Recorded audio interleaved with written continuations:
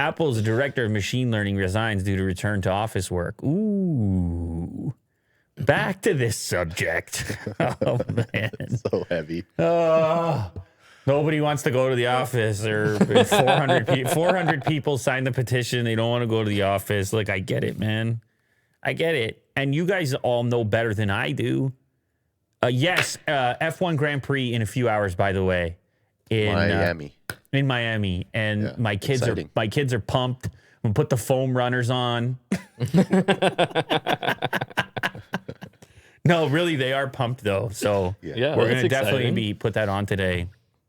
Although on a day like Mother's Day, kind of a weird... I don't know how many mothers are into F1. So many of them are going to have F1 on in the background. That's exactly what's going to be in the living room.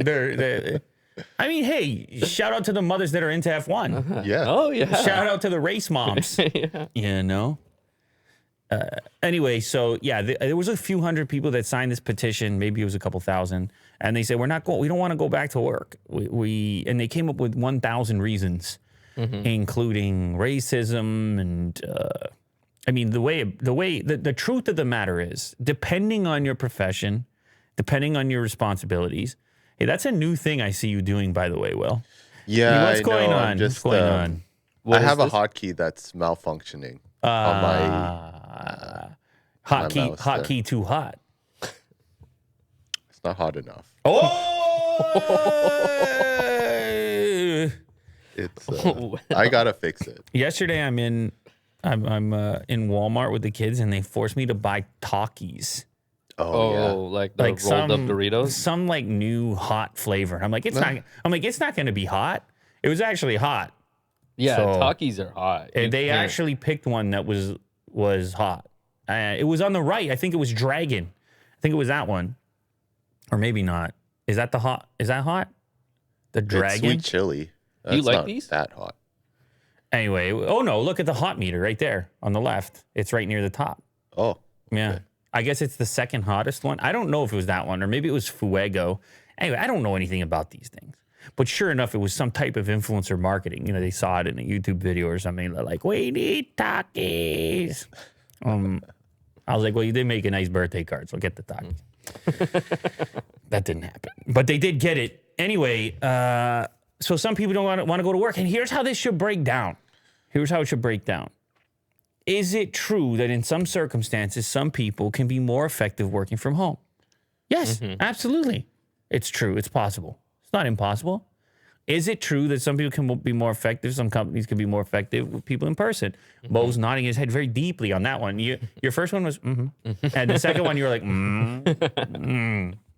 Why don't you weigh in?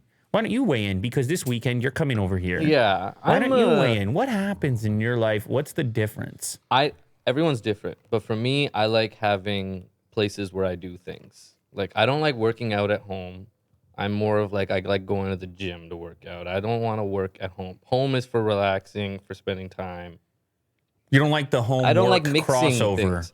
Also, I like coming to work and talking to you guys. Like, I just don't want to be at home. Just like the human aspect of it, just like talking to people. Also, I kind of like you guys. Revelation. Right. What? You do?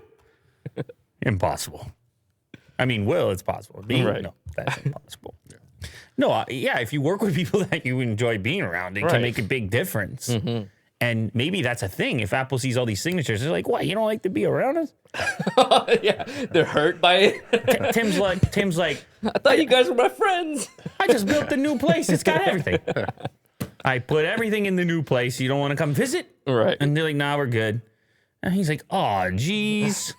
That's definitely I get it, though. Not what's going on. You know, it's an atmosphere, right? Like corporate life. It's an atmosphere. But we already spoke about how some companies have transitioned a little bit better to the remote work, or in some cases completely. Right. And then others are having this mix, and then others are feeling like they need they need people back in the office. But I don't know. I've never worked at a company with, how many people fit in that building? 10,000 people. Yeah. I never had that experience. So I can imagine the intimacy level you know, when you decide, oh, I want to go to work, talk to the guys, do my work, this and that, maybe that exists in Apple in groups within it. Right. But as a whole, I mean, it's hard. You're seeing a lot of faces you don't really know. You could just, there's no way you could introduce yourself to everybody in that building. But that's like big company, small company stuff as well, Yeah. where there's different dynamics regardless, just based on scale. Anyway, here we have a prominent individual. What is it? The director of, it was right at the top there, director of machine learning. So now they got somebody on board with a significant title, I guess. No, I don't guess. That's a good title. Machine learning. Tough stuff, man. In a letter to Apple CEO Tim Cook during the summer, the group of employees said, without the inclusivity that flexibility brings, many of us feel we have to choose between either a combination of our families, our well-being, and being empowered to do our best work, or being a part of Apple. This is a decision none of us take lightly, and a decision many would prefer not to have to make. Tough spot for them. I assume, like we said in the past, Apple, big company, smart company, big money, big Tim, big Dre, etc. I would assume that they know the benefits and drawbacks of such things, and they wouldn't be pushing for it unless they had some reason, whatever that reason happens to be, corporate culture, productivity, whatever. And whoever backs down, maybe it might be worth it for them to just have this group of people that signed this thing stay home so that they can stop these articles coming through. Maybe. Right. Like if you want to stay, you stay. If you want to come, you come type of thing. His resignation is in part due to Apple's plan to return to in-person work, which requires employees to work from the office at least 1 day per week. 1 day per week. What? Oh, wait. 1 day per week by April 12th, 2 days per week by May 2nd, 3 days per week by May 23rd. Oh. He says, I believe 1 month at a time. I believe strongly that more flexibility would have been the best policy for my team. Each team's going to be different, man. Yeah, flexibility is actually like the main argument I hear for this. All my friends who are like, they want to stay at home and work, the flexibility is key here. Yeah. Why do you think that they don't want to go back? Is it just because they're so used to being at home and being more productive there? Because I would see a lot of incentive going to, the workplace, especially Apple Park. I think that people make like free food, adjustments, and a lot of places to work, create habits, and the COVID thing just went on forever. Yeah, and it just people get used to the new scenario, and well, also their values change. Like you spend enough time at home and with your family, and you have now opened doors that you just didn't know that were there, and you're like, oh wait, I actually like this. This is great for me. Yeah. And then at that point, you feel like, I don't want to change this. My values have changed. I don't value living in a busy city as much as I value X, Y, and Z now. Well, that's a big one. What he's talking about there, for sure that happened. People relocated in order to cut costs because these big tech offices are often located in the most expensive places in the world to live. And so they might have been like, holy, I got a backyard. I don't want to go back. I don't want to go back to it. But the thing is, it would be so much better if that was the argument. Yes. As opposed to it becoming like Apple is evil. Yeah. Or whatever it is. It's so generic. Like you're harming me in this way or that way. But listen, they're, and this is kind of what Dorsey was talking about at Twitter before he kind of bounced, was, are we too centralized? Is there too much of Twitter policy, Twitter offices, Twitter employees that are only representative of one subset of the country? And could there be some advantages to distributing that workforce across the country? You can make the same argument for Apple. As nice as it is to have everybody in one place, is it the most effective way to run the company? Or if you had opportunities that were similar, but at offices elsewhere, could people find a lifestyle in some other city that better suits them?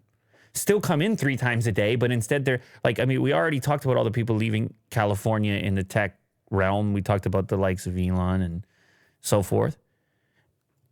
it is possible that there's could be a more livable city somewhere Right. for some people. But when you're at a scale of Apple, maybe you need to start thinking about these things more and figuring out ways. But I do think that, at least for me, Mo seems to agree, there is always some kind of strong limitation that comes from remote work, exclusive remote work, never meeting, never seeing people. There's some jobs that it's like totally fine. Yeah. Some, I just, even with the Zooms and things, it's just frustration, it's tension, it's distance. Right. And it's just not going to be the same. Often Will would say, hey, this conversation, this guy needs to be here right now. Do you hear him say that all the time? Yeah. Hey, go, this conversation, imagine you missed out this conversation. And it would just be like, well, the conversation already happened. We're not going to do it again. And you could say, if we were a giant corporation, maybe we would jot it down. We don't. We don't. We got to move on to the next. We got to be nimble. You got to be fluid. You don't have that many guys.